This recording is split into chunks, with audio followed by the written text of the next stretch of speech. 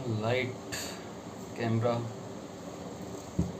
शुरू करते हैं पहली डिटेल से, जो कि है ट्रेलर के स्टार्टिंग से ही हमें रावणा की एंट्री देखने को मिलती है, जो कि एक कंबल में, जो शायद पहले वो राजा नहीं था, उसके पास लंका नहीं थी, वो एक जगह जाता है जिसका दरवाजा खोलते हुए वो बोलता है कि तुम्हारा नया राजा। तो बेसिकली वो कुबेर जी की जो लंका उस वक्त थी उसे छीनने गया था, उसे जीतने गया था। और वो सीन डैम, मतलब कि जो वो पावर की हंगर थी, जो वो उस पूरे सीन में दिखाई गई है, जो कि स्टार्टिंग का सीन है जिसमें वो एक जगह घुस कर गेट को तोड़कर बाकी सारी जो भी वहाँ के योद्धा हैं, वहाँ के सारे आर्मी है, उनसे जो एक मॉन्स्टर बन के लड़ता है, अकेला डोमिनेट कर रहा होता है सारी सारी आर्मी को।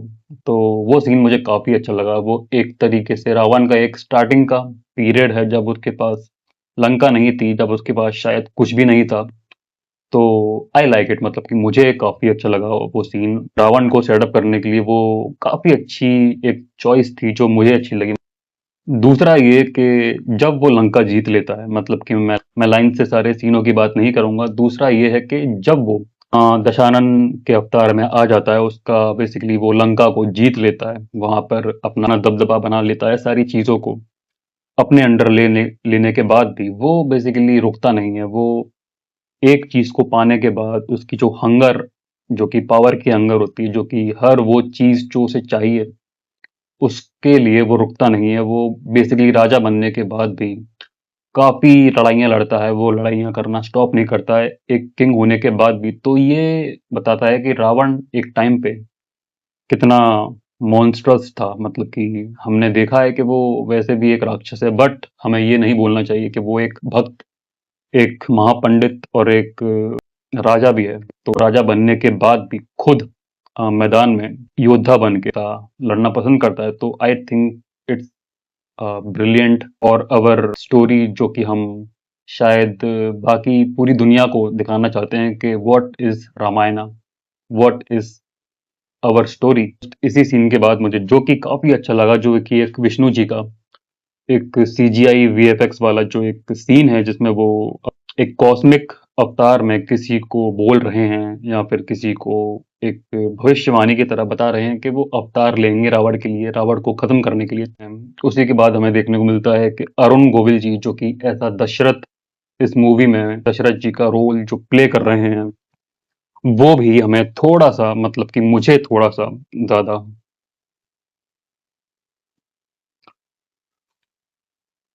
हम्म, थोड़ा सा, मतलब कि एज में उनकी गैप लगा था। आई नो वो एक तरीके से महाराज दशरथ का रोल निभा रहे हैं, जो कि उस टाइम जब राम, लक्ष्मण, भरत और शत्रुघ्न जो बच्चे थे, या फिर उनसे पहले वाले दशरथ जी को दिखाना है, तो बेसिकली उन्हें थोड़ा सा यंग, थोड़ा सा उनकी जो एक एज है वो हमें कम दिखाने की जरूरत है। तो बेसिकली उसी वजह से शायद उनका थोड़ा सा चेहरा हमें उतना रियलिस्टिक नहीं लग रहा था, जितना कि अरुण गोविल जी रियल में दिखते हैं। तो ये चीज़ शायद उतनी बुरी भी नहीं है, बट थोड़ी सी नोटिस होती है। तो शायद इस चीज़ को पोस्ट प्रोडक्शन में काफी ठीक कर सकते हो। इसी के साथ हमें देखने को मिलती है कि श्री राम जी की एंट्री नहीं लगी, क्योंकि हमने देखा है कि श्री राम को अस्त्रधारियों में, मतलब कि जिन्हें जिन्हें पता है, श्री राम जी को अस्त्रधारियों में सबसे पहले माना जाता है, ठीक है। तो उनकी एंट्री शायद ये वाली जो थी वो अच्छी थी, बट श्री राम जी की अगर बात करें तो वो बैल वाला सीन था, जो कि ऊपर से बैल बैल गिरती है और श्री राम जी उसे अपने धनुष से भेदते हैं। तो आई थिंक ये उनके लिए कुछ ज्यादा बड़ी बात नहीं है। तो इससे भी ज्यादा वो कर सकते हैं। तो बात करेंगे सीता मैया की, तो बेसिकली साई पल्लवी सीता माता का रोल निभाने वाली हैं। तो मुझे स्टार्टिंग से जब ये चीज के बारे में पता लगा था, तो मुझे उतना ना तो अच्छा लगा था, ना ही बुरा लगा था। तो बेसिकली काफी मिक्स्ड फीलिंग थी साई पल्लवी जी को एज सीता माता के रोल में देखने के लिए। तो क्या पता मैं नेट पिकिंग कर रहा हूँ, बट अगर उनकी डायलॉग्स की, उनकी आवाज की बात करूं, तो वो मुझे परफेक्ट लगा है एज सीता माता। लुक्स वाइज मैं कहता हूँ कि शायद थोड़ा और बेटर हो सकता था कि वो एक तरीके से प्रिंसेस हैं थी, तो वो लुक थोड़ा-सा और अचीव कर सकते थे या फिर करना चाहिए था, ऐसा मुझे लगता है।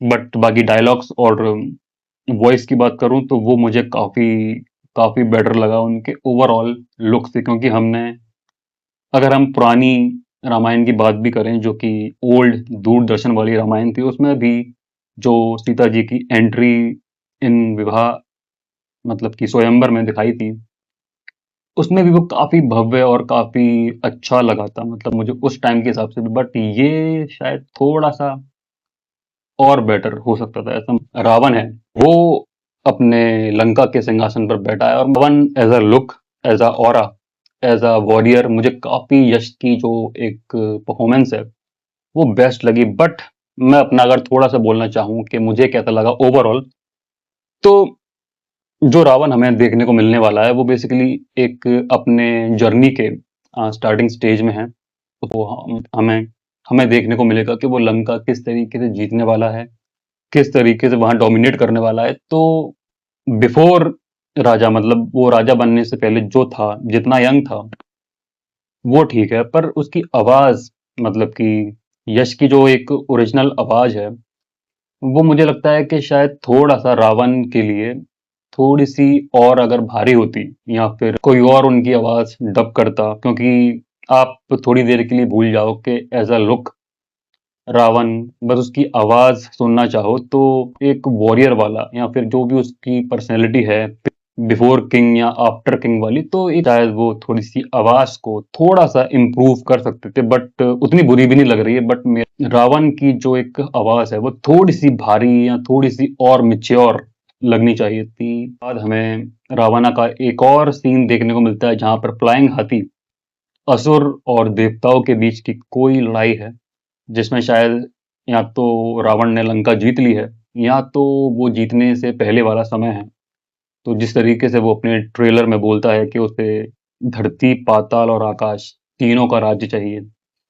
तो हो सकता है कि वो स्वर्गलोक भी देवताओं से उनका सिंहासन लेने के लिए, सबको जीतने के लिए वहां पर गया हो और उसी वक्त की वो लड़ाई हो। तो मुझे उड़ने वाला हाथी मतलब अच्छा लगा था, बट उसमें थोड़ी-सी मुझे इनकंसिस्टेंसी दिखाई दी थी, क्योंकि ऊपर-नीचे मामला है, बट प्रीटी डिसेंट चीज़ें, मॉन्स्टर या फिर ऐसी जटायु जी या फिर ऐसे एनिमल जो कि शायद आप रियली यूज़ ना कर पाओ, बट उन्हें सीजीआई या वीएफएक्स से आपको या 3D एनिमेशन से आपको दिखाना ही पड़ेगा। तो उन चीज़ों को आप थोड़ा-सा और इम्प्रूव कर सकते हो, क्योंकि जिस तरीके से हमने टीज़र में एक मॉन्स्टर को देखा था जो कि श्री राम उनसे लड़ रहे थे एक जंगल में, उस मॉन्स्टर को उन्होंने इस ट्रेलर में, ऑफिशियल ट्रेलर में पूरा चेंज कर दिया है। वो अभी काफ़ी अच्छा लग रहा है। तो अगर ये छोटे-छोटे फीडबैक अगर प्रोडक्शन की टीम लेती है, तो काफ़ी सही और काफ़ी इम्पैक्टफुल और लगने वाला है। श्री राम जी किसी के सामने हैं जो अपने हाथों से धनुष को बना रहा है, तो बेसिकली वो परशुराम जी थे, जिनको रणवीर सिंह ही प्ले करने वाले हैं। उनकी शायद थोड़ी-सी कद-काठी या फिर उनका फिज़िकल अपीयरेंसेस काफ़ी डिफरेंट होने वाला है।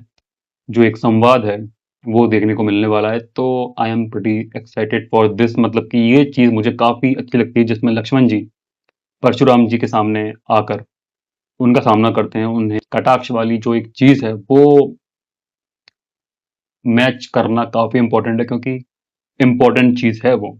मेरा फ़ेवरेट सीन जो कि मैंने एक्सपेक्ट नहीं किया था कि इतना सही करेंगे, जो कि है जब माता सीता जी का हरण हो जाता है, रावण उन्हें उठाकर ले जाता है, तब जटायु किस तरीके से उन्हें बचाते हैं, तो वो सीन मुझे काफ़ी अच्छा लगा। जिस तरीके का जटायु का सीन उन्होंने बनाया है एनिमेटेड या फिर वीएफएक्स, सीजीआई, जिस तरीके से भी वो बनाया, वो मुझे काफ़ी अच्छा लगा। मतलब मैंने सोचा नहीं था कि इस तरीके से रावण के रास्ते में हम, वो काफ़ी देखने वाली चीज़ होगी, जितना मैंने इस ट्रेलर में देखा है। क्योंकि जिस तरीके से रावण उन पर वार करता है एक भाले से, तो कितनी फुर्ती से, कितनी तेज़ी से, बड़ी बॉडी होने के बाद भी वो वहाँ से एजिलिटी के साथ मूव करते हैं आसमान में। मैंने वो सीन काफ़ी बार देखा है, तो मुझे तो भाई मैं तो इम्प्रेस हो गया इस सीन के लिए। और मुझे ये सीन मुझे काफ़ी मेरा पर्सनल फेवरेट है जब रावण को जटायु जी रोकते हैं, सीता माता को उन्हें ले जाने से रोकते हैं, तो ये सीन भी काफ़ी इम्पोर्टेंट होने वाला है। और बेसिकली ट्रेलर के एंड में हमें देखने को मिलता है कि रावण जैसा ही कोई आदमी या फिर रावण एक बड़े पंजे वाले पक्षी जो कि शायद जटायु जी ही हैं, उनके साथ अपने विमान से उड़कर फिर आसमान में या फिर आके 1v1 करने वाले हैं जटायु जी के साथ, तो वो भी काफ़ी देखने वाली चीज़ होने वाली है। मैं पर्सनली इस चीज़ के लिए काफ़ी एक्साइटेड हूँ कि अगर इसे हम बुक्स की बात करें या फिर हम एनिमेटेड शोज़ की बात करें या फिर जितनी भी रामायण मूवीज़ या फिर सीरीज़ हमने देखी है, ये सीन मेरा पर्सनल फेवरेट है और काफ़ी इम्पैक्ट डालता है ये पूरी की पूरी स्टोरी में। तो एक लक्ष्मण जी की एक नेचुरल सीरियसनेस होती है पूरे वनवास को लेके, वनवास के दौरान, वो मुझे काफ़ी सही लगा। और बेसिकली एक नई चीज़ जो कि मैंने नोटिस की है, जो कि लक्ष्मण रेखा वाला जो सीन है जिसमें लक्ष्मण जी सीता माता के चारों ओर एक रेखा खींचते हैं, तो वो बेसिकली एक बाण मार के ही वो एक पूरा सर्कल, पूरी रेखा बना देते हैं, तो pretty different but not bad मतलब।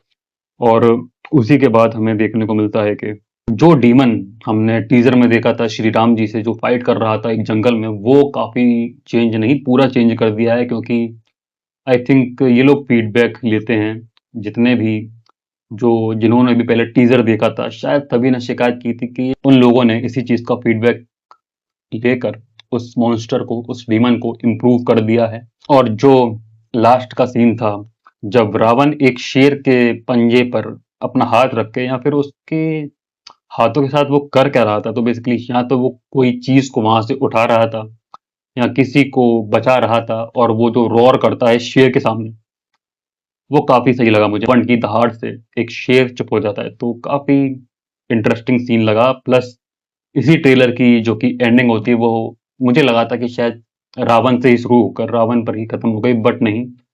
इस पूरे ट्रेलर में शुरुआत रावण ने की थी और खत्म हुआ है श्री राम जी के एक डायलॉग से कि वो उनका युग है, बस वहां पे ट्रेलर खत्म। तो काफी सही लगा, मतलब कि अगर 10 में से 8 चीजें इसमें बहुत अच्छी हैं, एक दो चीजें हैं जो शायद सब्जेक्टिव हैं, किसी को कुछ अच्छा लगता है, किसी को कुछ, किसी को कास्ट से दिक्कत है या किसी को ओवरऑल सीन से, तो ये सारी चीजें उतनी बड़ी नहीं है, डील ब्रेकर चीज नहीं है। बट ओवरऑल बात करें तो ट्रेलर इज प्रिटी गुड, काफी अच्छा लगा। मतलब कि फर्स्ट ऑफ ऑल हाईलाइट था रावण, उसका जो लुक था, उसकी एक जो जर्नी हम देखने वाले हैं वो काफी इंटरेस्टिंग होने वाली है। इसीलिए ये मूवी का पार्ट 1 है, पार्ट 2 हमें शायद लंका से पहले वाला या फिर राम सेतु वाला जो कि सीन है उसी के बाद से आगे की कहानी हमें देखने को मिलने वाली है। तो आई एम एक्साइटेड, देखते हैं, होप करते हैं कि ये मूवी काफी अच्छा, और आई लाइक इट, मतलब कि मजा आ गया। ओके।